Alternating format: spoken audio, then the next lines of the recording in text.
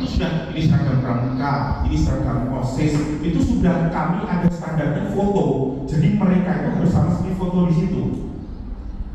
Dan itu termasuk penilaian kepribadian. Dan ketika itu penilaian kepribadian itu nanti jadi karakter. Jadi kami serinci itu untuk apa? Ya karena kalau bisnis asrama, ya karakter.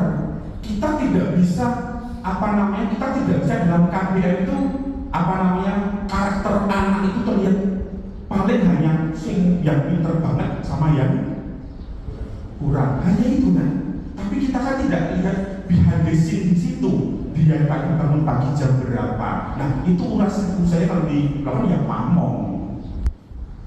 Maka ekstrimnya menurut saya pamong itu dalam tanda kutip ya, itu jabatannya itu di pengalaman itu harus lebih dalam tanda kutip, maaf ya, agak lebih tinggi dari kepala sekolah. Ini pengalaman saya, karena saya pernah melakukan itu. Kalau kamu di kelas itu kamu tidak rapi, nanti di apel pagi akan dengan terus kamu balik sana, dan kepala sekolah harus memaklumi itu.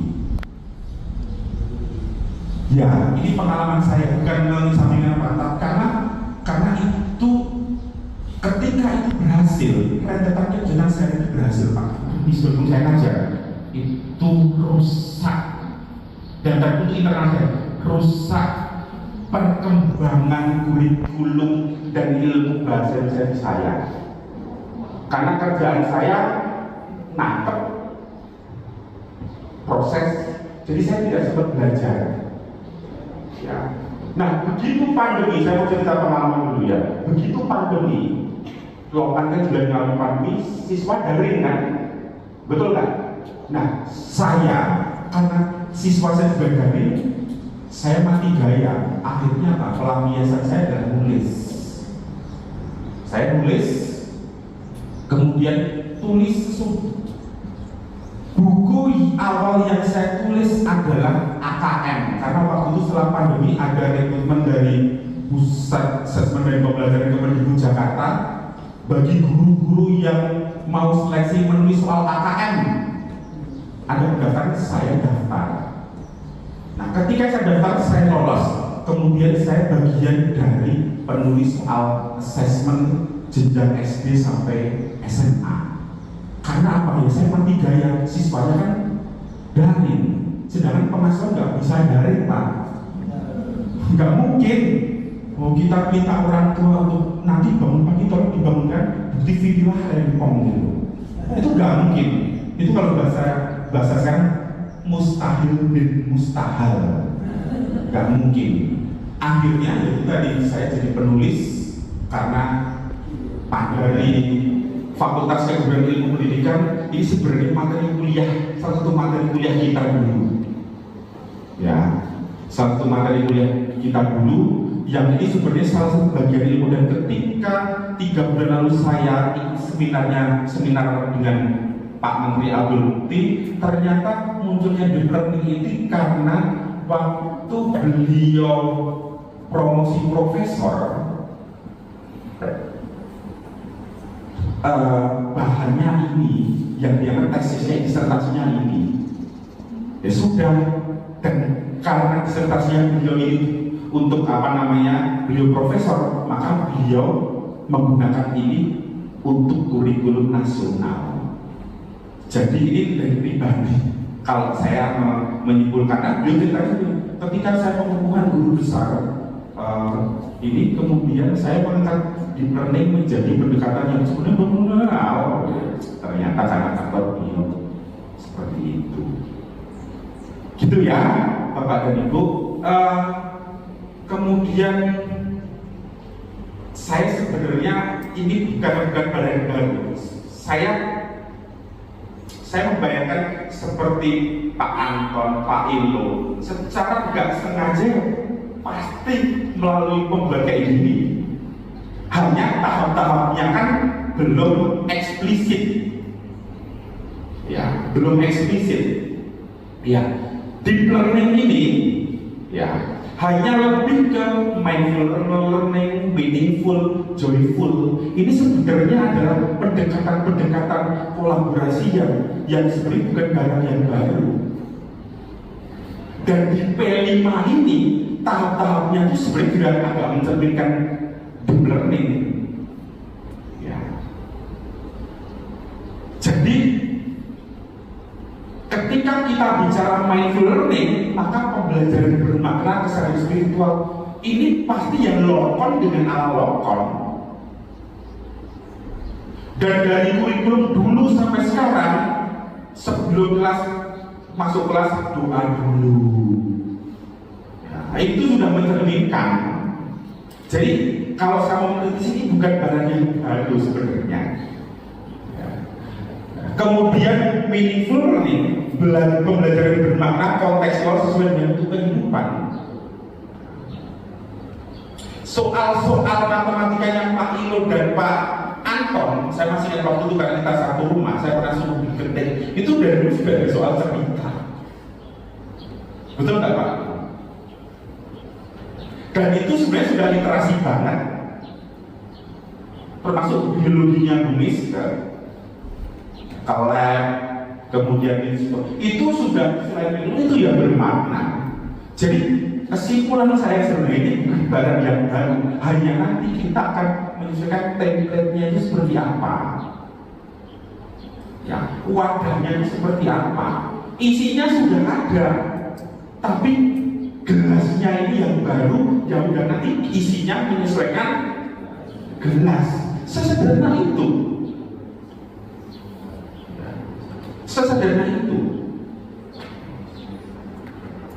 Nah, kemudian apalagi pembelajaran yang menyenangkan secara fisik, sosial, dan budaya. Di P5 itu, tantangan kita adalah pengalaman saya P5 adalah karena kita belum mengerti, belum menguasai, kita bingung tuh. Siswa cuma kerja lari-larian, siswa kok bercanda terus, ada yang kesana loh, artinya diem saja. Nah, makanya di P5 itu kan bukan guru kan, tapi kan fasilitator. Kalau di saya, ya tahapan-tahapan itu saya dari jelas, harus kita praktekkan durasinya, dan kita melakukan konsisten seperti yang saya seperti ini. Tungguin. Karena kelemahan P5 itu saking asiknya dulu, udahlah sama biarkan mereka ini kita akan bersalah. Itu namanya nggak bertanggung jawab. Jadi sebenarnya di learning di P5 itu sudah ada. Karakter akhlak atau moral melalui penanaman keyakinan di nilai agama serta penerapannya dalam kehidupan sehari-hari. Dalam konteks ini ada experiential learning yang mengajarkan nilai agama melalui pengalaman kehidupan sehari-hari, seperti peserta didik diberi isu realita kenyataan remaja, kemudian diminta untuk mencermati dan mengajukan solusi berdasarkan nilai-nilai agama. Jadi kontekstual. Di contoh sederhana, ketika kita belajar agama Katolik, ketika kita bicara di mana Yesus lahir, ketika kita bicara seperti itu, maka anak-anak hanya sekedar pengetahuan saja. Tetapi yang implementasikan dalam kehidupan sehari-hari seperti apa, ya itu nanti harus diatur. Sama seperti saya masih ingat belajar sejarah. Ketika kita belajar sejarah, kapan Kartini lahir, ya sejak dulu sampai sekarang tidak ada bedanya. Fakta menunjukkan seperti itu. Kemarin saya membuat soal assessment dengan guru di Pontianak tentang sejarah. Pak, sejarah itu ya memang masa lalu kan Pak? Karena masa lalu kan sudah jadi fakta. Karena sudah jadi fakta, yaitu pengetahuan. Menurut saya tidak bisa seperti itu. Ya. Saya jadi punya pengalaman dulu ketika SMP. Ini cerita supaya di SMP pelajaran sejarah itu jam terakhir. Saya itu jengkel banget. Rasanya karena paling ceramah zaman ini udah ngantuk betul, saya jengkel ya. Itu saya merasa berdosa banget. Terus saya ngomong, Bu, yang sudah yang udah nggak usah dibahas. Marah itu, langsung saya dilempar penghapus, saya masih ketipu beneran. Karena di satu sisi, menurut saya, baru pelajaran sejarah, kita juga harus mengembangkan pola pikir anak-anak kita. Bisa nggak? Bisa. Dengan apa? Ya soalnya nanti, oh Kartini pahlawan emansipasi. Saya pernah observasi gitu. Oke, saya tanya di Taman Nusantara, kenapa sih? Kenapa bukan Cut Nyadi?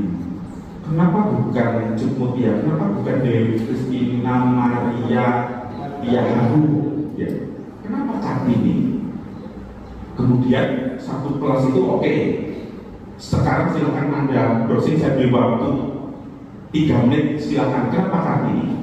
Kemudian muncul, karena kita kan dari Nusantara, saya masih ingat Nabi Muhammad siapa yang dari Makassar, angkat tangan Pak. Ya iyalah Pak, memang selama ini pahlawan dominasi Jawa kok.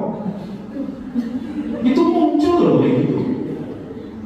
Ya, tetapi pertanyaannya kemudian, apakah pola pikir itu salah? Biarkan dia berpikir, gitu loh.